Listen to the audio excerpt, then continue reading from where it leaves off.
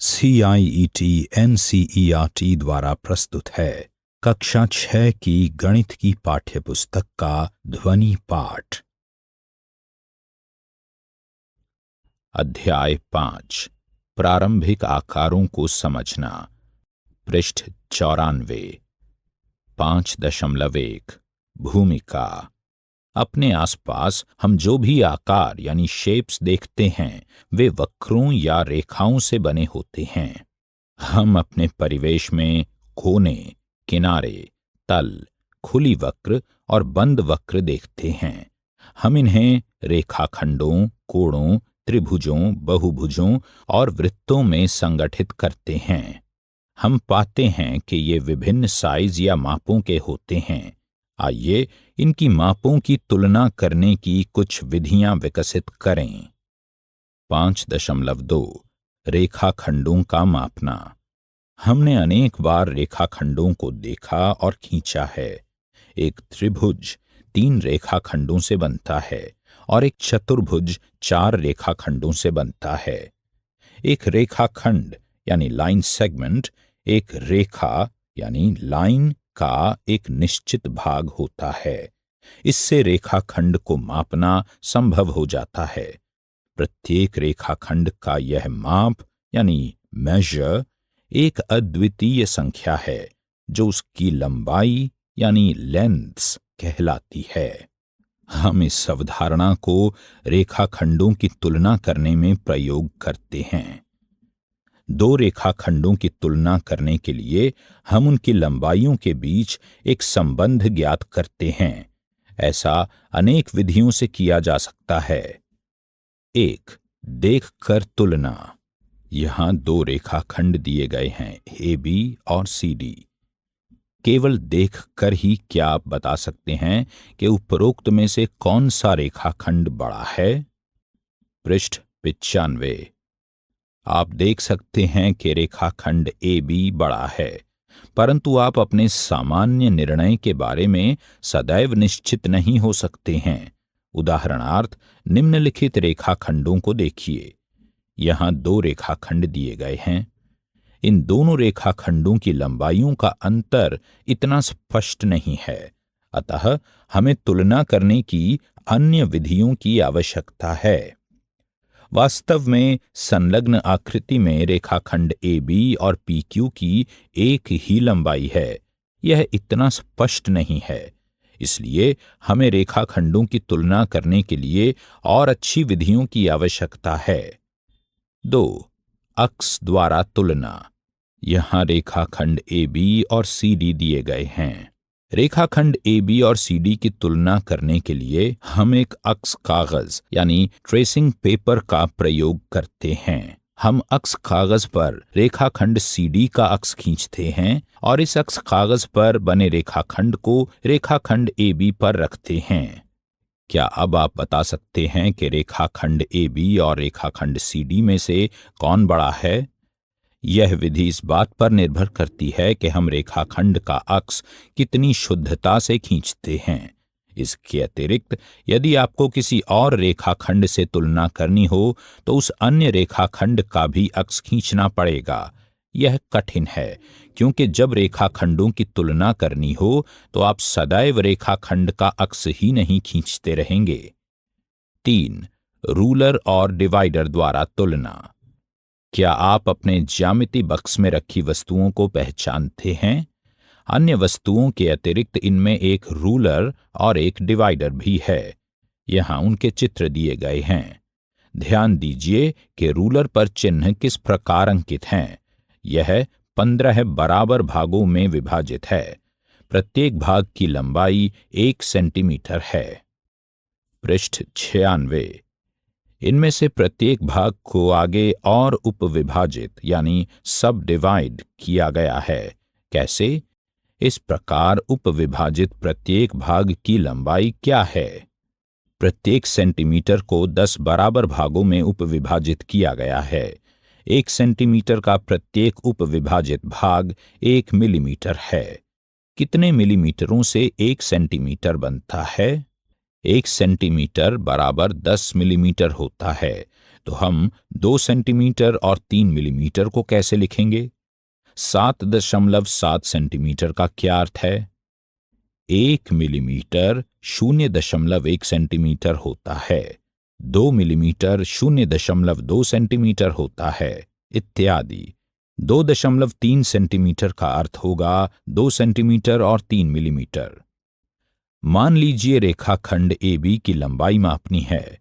Ruler के शून्य चिन्ह को A पर रखिए, B के सम्मुख चिन्ह को रूलर पर पढ़िए।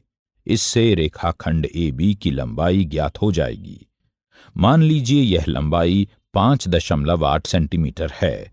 हम इसे लंबाई AB बराबर 5.8 सेंटीमीटर लिख सकते हैं, या केवल AB बराबर 5.8 सेंटीमीटर लिख सकते हैं। इस प्रक्रिया में भी त्रुटि की संभावना रहती है। रूलर की मोटाई के कारण उस पर अंकित चिन्हों को पढ़ने में कठिनाई हो सकती है। सोचिए, चर्चा कीजिए और लिखिए। 1. अन्य कौन सी त्रुटियां और कठिनाइयां हमारे सम्मुख आ सकती हैं? 2. यदि रूलर पर अंकित चिन्हों को ठीक प्रकार से न पढ़ा जाए तो किस प्रकार की त्रुटियां हो सकती हैं? इनसे कैसे बचा जा सकता है? स्थिति के कारण त्रुटि। सही माप लेने के लिए आंख की स्थिति सही होनी चाहिए। आंख को चिन्ह के ठीक ऊपर रखा जाए, अन्यथा तिरछा देखने पर त्रुटि हो सकती है। ये प्रक्रिया संलग्न चित्र में दर्शाई गई है। क्या हम इस समस्या से बच सकते हैं? क्या इससे और कोई अच्छी विधि है? आइए लंबाई मापने के लिए डिवाइडर का प्रयोग करें। डिवाइडर को खोलिए, इसकी एक भुजा के अंत बिंदु को A पर रखिए और दूसरी भुजा के अंत बिंदु को B पर रखिए। इस फैलाव में बिना कोई परिवर्तन किए डिवाइडर को रूलर पर इस प्रकार रखिए कि एक अंत बिंदु रूलर के शून्य चिन्ह पर रहे।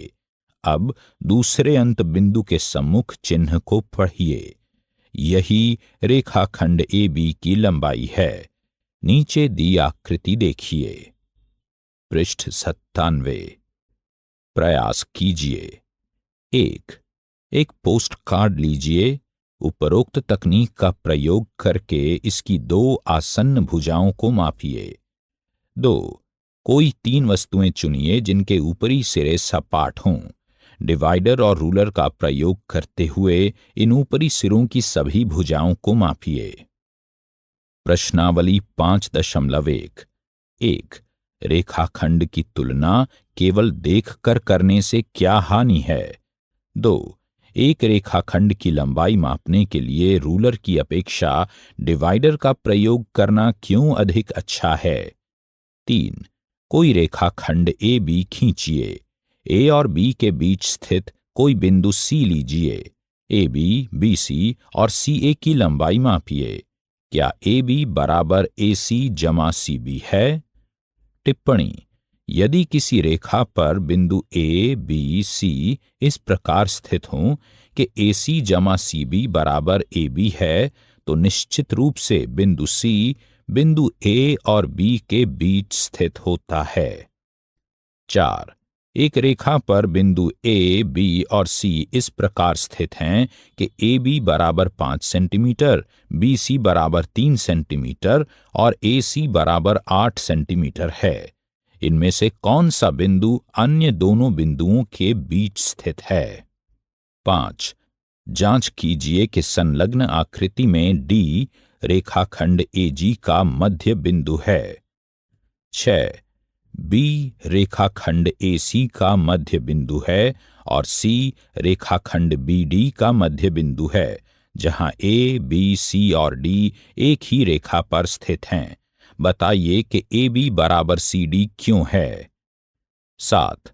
5 त्रिभुज खींचिए और उनकी भुजाओं को मापिए। प्रत्येक स्थिति में जांच कीजिए कि किन्हीं 2 भुजाओं की लंबाइयों का योग तीसरी भुजा की लंबाई से सदैव बड़ा है। 5.3 कोण, समकोण और ऋजुकोण।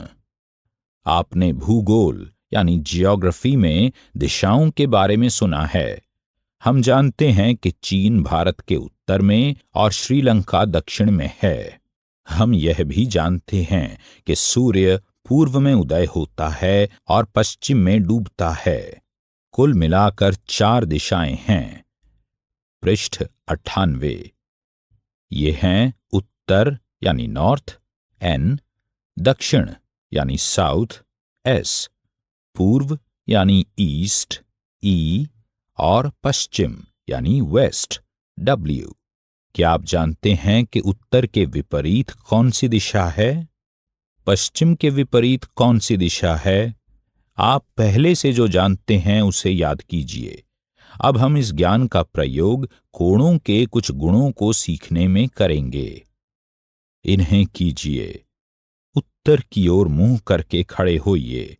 घड़ी की दिशा यानी दक्षिणावर्त दिशा यानी क्लॉकवाइज में पूर्व की ओर घूम जाइए। आप एक समकोण यानी राइट एंगल के बराबर घूम गए हैं। घड़ी की दिशा में एक समकोण और घूमिए। अब आप दक्षिण की ओर मुंह करके खड़े हैं।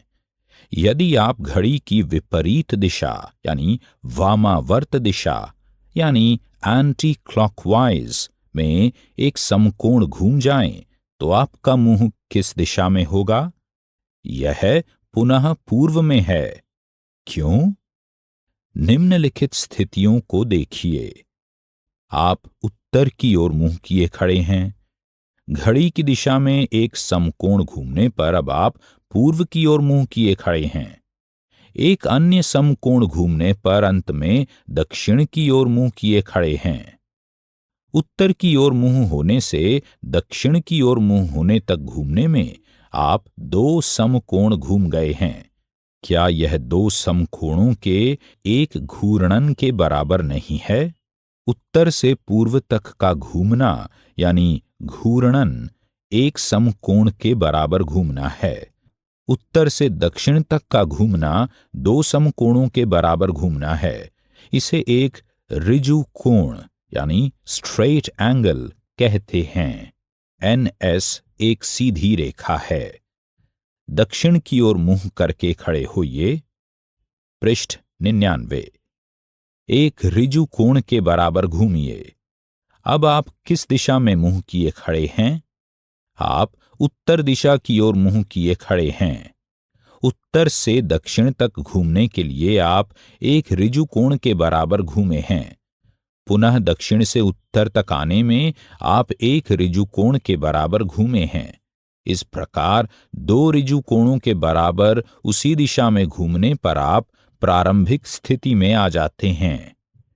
सोचिए, चर्चा कीजिए और लिखिए। आप अपनी प्रारंभिक स्थिति तक आने के लिए एक ही दिशा में कितने समकोण घूमेंगे? एक ही दिशा में 2 ऋजु कोण या 4 समकोण घूमने पर एक चक्कर पूरा हो जाता है। यह एक पूरा चक्कर एक घूर्णन कहलाता है। एक घूर्णन के लिए कोण एक संपूर्ण कोण यानी कंप्लीट एंगल कहलाता है। हम इन घूर्णनों यानी रेवोल्यूशंस को एक घड़ी पर देख सकते हैं। जब घड़ी की एक सुई एक स्थान से अन्य स्थान पर पहुंचती है तो वह एक कोण यानी एंगल पर घूम जाती है। मान लीजिए घड़ी की एक सुई 12 से चलना प्रारंभ करके घूमती हुई 12 पर पुनः पहुंच जाती है। क्या उसने एक घूर्णन पूरा नहीं कर लिया है? अतः उसने कितने समकोण घूम लिए हैं? इन उदाहरणों यानी आकृतियों को देखिए। पहली आकृति 12 से 6 तक, एक घूर्णन का आधा या 2 समकोण। दूसरी 6 से 9 तक, एक घूर्णन का 1/4 या 1 समकोण। तीसरी 1 से 10 तक, एक घूर्णन का 3/4 या 3 समकोण। प्रयास कीजिए। 1. आधे घूर्णन के लिए कोण का नाम क्या है? 2. 1/4 घूर्णन के लिए कोण का नाम क्या है? 3. एक घड़ी पर आधे घूर्णन, एक चौथाई घूर्णन और 3/4 घूर्णन के लिए 5 अन्य स्थितियां दीजिए। ध्यान दीजिए कि 3/4 घूर्णन के लिए कोण का कोई विशेष नाम नहीं है। पृष्ठ 100। प्रश्नावली 5.2। 1. घड़ी की घंटे वाली सुई एक घूर्णन के कितनी भिन्न घूम जाती है जब वह ए 3 से 9 तक पहुंचती है, बी 4 से 7 तक पहुंचती है, सी 7 से 10 तक पहुंचती है, डी 12 से 9 तक पहुंचती है, ई 1 से 10 तक पहुंचती है, एफ 6 से 3 तक पहुंचती है। 2.